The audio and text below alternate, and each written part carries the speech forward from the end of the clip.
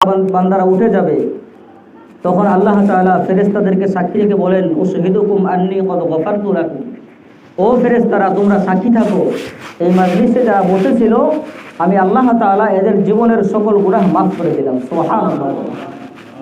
এই সমস্ত মাজলিস, মাজালিসুল উলামা, কোরআন ও হাদিসের মাজলিস, এগুলি ইমানদার মুসলমানের ইমান তাজা হওয়ার মাজলিস। কথা বলেন ঠিক কিনা?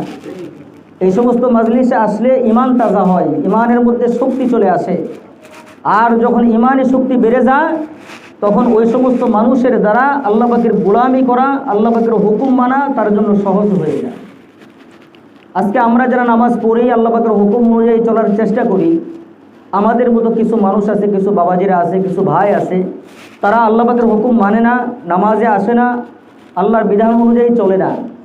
তো আমরা এবং তারা, আমাদের ভিতরে এবং তাদের মাঝে আমাদের দৈহিক যত অঙ্গ প্রত্যঙ্গ আছে এর মাঝে কোনো ব্যবধান আছে? যেটা বলেন আছে? আমরা যারা নামাজ পড়ি আমাদের মাথা একটি, আমাদের হাত দুইটি, কান দুইটি, নাক একটি, পা দুইটি। যে সমস্ত মানুষরা নামাজ পড়ে না, নামাজে আসে না, কোরআন হাদিসের কথা শুনে না, আল্লাহ এবং আল্লাহ রসুলকে চেনার চেষ্টা করে না, এই সমস্ত মানুষের মাথা কয়টা? জোরে বলেন। এই সমস্ত মানুষের হাত কয়টি? পা কয়টি? চক্ষু কয়টি? তাহলে অঙ্গ প্রত্যঙ্গ আমাদের সাথে মিল আছে না নাই? তাহলে আমরা নামাজ পড়ি, আমরা বিধান অনুযায়ী চলার চেষ্টা করি, আল্লাহকে ভয় করার চেষ্টা করি, জাহান্নাম থেকে বাঁচার চেষ্টা করি, জান্নাতের আশা আমাদের অন্তরের ভিতরে আছে। ওই সমস্ত বাবারা আল্লাহকে চিনে না, আল্লাহর হুকুম মানার চেষ্টা করে না, তাহলে আমাদের ভিতরে এবং তাদের মধ্যে পার্থক্য কী? এটা বোঝার বিষয়। এটা বোঝার জন্যই আজকের আলোচনা। এই সমস্যাটা হলো যে অঙ্গ প্রত্যঙ্গ আমাদের যেরকম তাদেরও হুবহু একই রকম দেখতে, আমাদের মতোই, কিন্তু আমরা আল্লাহ পাকের হুকুমকে সাড়া দেওয়ার জন্য ঝাঁপিয়ে পড়ি, তারা আসে না। এর মূল সমস্যা হলো তাদের কলবে সমস্যা। কোথায় সমস্যা? কলবে সমস্যা।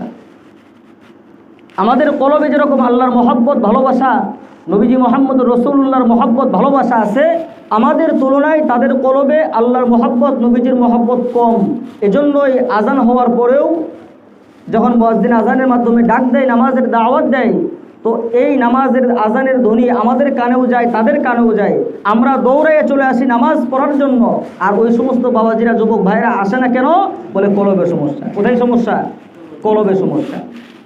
তো বান্দার এই কলবের সমস্যা দূর করার জন্য কোরআন ও হাদিস অনুযায়ী অনেক মাধ্যম আল্লাহ তাআলা দিয়েছেন এবং আল্লাহ রসুল ওনার বয়ানের মাধ্যমে, হাদিসের মাধ্যমে ব্যক্ত করছেন।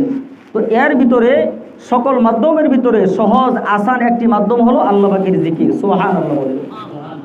যখন জিকির করবে, তার কলবের ভিতরে যখন জিকিরের ধ্বনি যাবে, তার কলবটা নরম হবে, আর ওই নরম কলবের মধ্যে আল্লাহ পাকের রহমত যখন চলে আসবে, আস্তে আস্তে গুনাহের দাগগুলি মুছে যাবে, তার কলবের শক্তি বেড়ে যাবে, আস্তে আস্তে নেক আমলের দিকে সে ধাবিত হবে, নেক আমলের আগ্রহ তার কলবের মধ্যে সৃষ্টি আল্লাহ তাআলা করে দেবেন। সুবহানাল্লাহ। এই জন্য জিকির এটা সবচেয়ে বড় একটি আমল। মৌলিকভাবে একটি বিষয় মাথায় রাখবেন, শরীয়তে ইসলামে যত ফরজ বিধান আছে আমাদের জন্য আল্লাহ তাআলা দিয়েছেন, যত ওয়াজিব বিধান দিয়েছেন, যত সুন্নতে মুআক্কাদার আমল আছে, যত নফল আমল আছে, প্রত্যেকটা আমল কবুল হওয়ার জন্য এক নম্বর শর্ত হলো আমি যে আমলটা করব ওই আমলের শুরু থেকে শেষ পর্যন্ত আমার কলবে আল্লাহ পাকের স্মরণ থাকা লাগবে। কথা বলেন ঠিক কিনা? নামাজে দাঁড়িয়েছেন নামাজ পড়ার জন্য, তাকবীরে তাহরিমা বলে হাত বেঁধেছেন, নামাজের নিয়ত করেছেন, এখন আপনি সানা পড়তেছেন, সূরা ফাতিহা তেলাওয়াত করতেছেন, নামাজের কিরাত পড়তেছেন। আপনার চিন্তা যদি ব্যবসা নিয়ে থাকে, আপনার মন যদি বাড়িতে থাকে, আপনার মন যদি দুনিয়ার চিন্তা ফিকির নিয়ে থাকে, তাহলে জবাব দেন, আপনার এই নামাজ আল্লাহর দরবারে কবুল হবে নাকি? না না না না, এই নামাজ কবুল হবে না। নামাজের তাকবীরের শুরু থেকে আসসালামু আলাইকুম ওয়া রাহমাতুল্লাহ বলে নামাজ শেষ করা পর্যন্ত, এক কথায় নামাজের শুরু থেকে নামাজের শেষ পর্যন্ত যেই বান্দার কলবে আল্লাহর ধ্যান থাকবে, আল্লাহর ভয় থাকবে, আল্লাহর স্মরণ থাকবে, এই নামাজটাই রুহানি নামাজ হবে, এই নামাজটাই পরিপূর্ণ আল্লাহ তাআলার কাছে মকবুলিয়াত নামাজ হয়ে যাবে। এই নামাজটা সাহাবীওয়ালা নামাজ হবে। এই নামাজ মুহাম্মদুর রাসূলুল্লাহর নামাজ হবে। আল্লাহ রাসূল এইভাবেই নামাজ পড়েছেন। নামাজের শুরু থেকে শেষ পর্যন্ত আল্লাহ পাকের ভয়, আল্লাহ পাকের বড়াই বড়ত্বের আজমত, আল্লাহ পাকের খৌফ ও খশিয়াত অন্তরের ভিতরে নিয়ে নামাজে দাঁড়াইছেন। নামাজের শেষ পর্যন্ত আল্লাহ পাকের স্মরণ নিয়ে নামাজ পড়েছেন। যাদের উপরে হজ ফরজ, হজ করতে গিয়েছে কাবা ঘরে হজ করতে গিয়েছে, কিন্তু হজ করার সময় তার বাড়ির চিন্তা ভাবনা, দুনিয়ার চিন্তা ভাবনা তার মাথার মধ্যে আছে, তার হজ কবুল হবে নাকি? তার হজ হবে না। এক কথায় যত ফরজ আমল আছে, যত ওয়াজিব আমল আছে, যত সুন্নত আমল আছে, যত নফল আমল আছে, সকল আমলের শুরু থেকে শেষ পর্যন্ত আল্লাহর জিকির ছাড়া কোনো ইবাদত আল্লাহর দরবারে কবুল হবে না। এজন্য জিকির এটা মৌলিক একটা আমল, বড় একটি আমল। আল্লাহ তাআলা কুরআনুল কারীমের আয়াতের মাধ্যমে স্পষ্ট বলে দিয়েছেন, ওয়ালা যিকরুল্লাহি আকবার। জিকির সবচেয়ে বড় আমল, জিকির সবচেয়ে বড় আমল। সকল আমল কবুল হওয়ার জন্য শর্ত হলো আল্লাহ পাকের জিকিরের সহিত আমল করা চাই। জিকির ছাড়া যে আমল হবে সেই আমল কবুল হবে না। হাসরের ময়দানে ওই আমলটা পুরাতন কাপড়ের মতো পেঁচাইয়া ওই আমলকারীর মুখের মধ্যে ফেরেশতারা নিক্ষিপ্ত করে তার মুখের মধ্যে ছুঁড়ে মারবে যে তোমার আমল তুমি নিয়ে যাও। আল্লাহর দরবারে সে আমল কবুল হবে না। এখন নামাজ থেকে শুরু করে যে আমলই আমরা করি, সকল আমলের শুরু থেকে শেষ পর্যন্ত কার জিকির থাকবে কলবে? কার ধ্যান থাকবে? আল্লাহ পাকের ধ্যান থাকবে। জিকির করার দ্বারা মানুষের ইমানি শক্তি বেড়ে যায়। এই জন্য হযরতে আদম থেকে শুরু করে আমাদের নবী পর্যন্ত সকল নবীদেরকে কালেমার জিকিরের তালিম দিয়েছেন আল্লাহ। কথা বলেন ঠিক কিনা? লা ইলাহা ইল্লাল্লাহ, এই কালেমার জিকির হযরতে আদম থেকে শুরু করে আমাদের নবী পর্যন্ত সকল নবীদেরকে আল্লাহ তাআলা কালেমার জিকিরের তালিম দিয়েছেন। নবীজিরা তাদের উম্মতদেরকে কালেমার দাওয়াত দিয়েছে, দাওয়াতের অর্থই তালিম দিয়েছে, শিক্ষা দিয়েছে। আর যখন বারবার জবানে তেলাওয়াত করেছে তখন কালেমার জিকির হয়ে গেছে।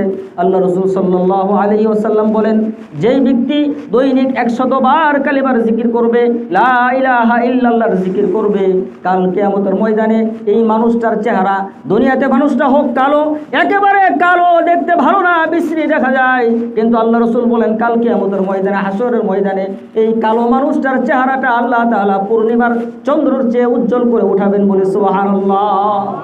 আরেক হাদিসের মধ্যে আল্লাহ রাসূল বলেন, যারা জিকির করতে করতে তাদের জিহ্বাকে ভিজায় রাখবে, জিহ্বাকে তরুতাজা রাখবে, জিহ্বাকে সতেজ রাখবে, এই সমস্ত জাকিরিনরা হাসরের ময়দানে যখন উঠবে তখন তারা জিকির করতে করতে হাসতে হাসতে আল্লাহর জান্নাতে চলে যাবে। সুবহানাল্লাহ যারা বলেন।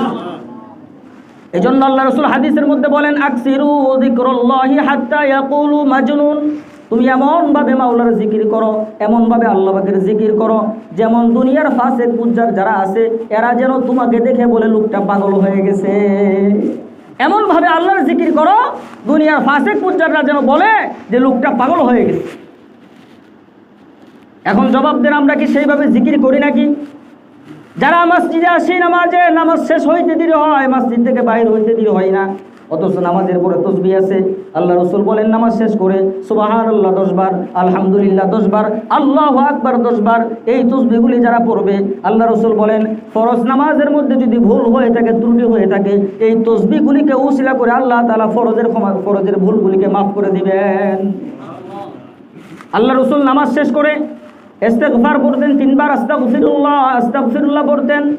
এরপরে দোয়া পড়তেন, আল্লাহুম্মা আনতাস সালাম ওয়া মিনকাস সালাম, তাবারাকতা ইয়া যাল জালালি ওয়াল ইকরাম।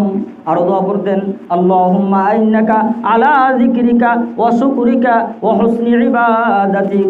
আল্লাহ রাসূল নামাজ শেষ করে দোয়া করতেন, আল্লাহুম্মা ইন্নাকা আলা যিকরিক, আয় আল্লাহ আমাকে তৌফিক দান করেন, আয় আল্লাহ আপনি আমাকে তৌফিক দান করেন, আলা যিকরিক, জিকিরের তৌফিক দান করেন, আমি যেন বেশি বেশি জিকির করতে পারি, আপনার স্মরণ যেন বেশি বেশি করতে পারি। এই দোয়া দু জাহানের সরদার নামাজ শেষ করে আল্লাহ তাআলার কাছে করতেন বলে সুবহানাল্লাহ। নবীজি যদি আল্লাহ তাআলার কাছে জিকিরের জন্য দোয়া করেন, তো আমি নবীজির উম্মত হয়ে আল্লাহ তাআলার কাছে জিকিরের তৌফিক, জিকিরের দোয়া করার দরকার আছে না নাই? এই জন্য নামাজ শেষ করে দোয়া করা লাগবে, আল্লাহুম্মা ইন্নাকা আলা যিকরিক, আয় আল্লাহ আপনি আমাকে জিকির করার তৌফিক দান করেন, জিকিরের জন্য আমার লেসানকে আপনি কবুল করেন। যেই বান্দার জবানটা লেসানটা জিকিরে লেসান হয়ে যাবে, তার জবানটা দামি হয়ে যাবে। তার জবানের এত দাম, আল্লাহর নূরের তৈরি ফেরেশতার চেয়েও এই জাকিরিনের জবানের দাম আল্লাহ তাআলার কাছে বেশি। বলে সুবহানাল্লাহ। অশুকরিক, এরপর কি বলতে হবে? যে শুকরিয়া আদায় করতে হবে। আয় আল্লাহ, আপনি আমাকে শুকরগুজার বান্দা হিসেবে কবুল করে নেন, আপনার শুকরিয়া বেশি বেশি আদায় করার আপনি তৌফিক দান করেন। ওয়া হুসনি ইবাদাতি, আয় আল্লাহ, আমি যে ইবাদতগুলি করি আমার ইবাদতগুলি সুন্দর করে দেন, সুন্দরভাবে সুন্নত তরিকায় যেন আমি ইবাদত করতে পারি। ওয়া হুসনি ইবাদাতি, আমার ইবাদতগুলি আপনি সুন্দর করে দেন। ইবাদত যদি সুন্দর না হয়, ওই ইবাদত আল্লাহ তাআলার দরবারে কবুল হবে? কবুল হবে না। এই জন্য জিকির একটা বড় আমল। সকল আমলের ভিতরে নূর আনার জন্য, সকল আমলের সৌন্দর্য বাড়ার জন্য দেখবেন যারা জিকির আজকাল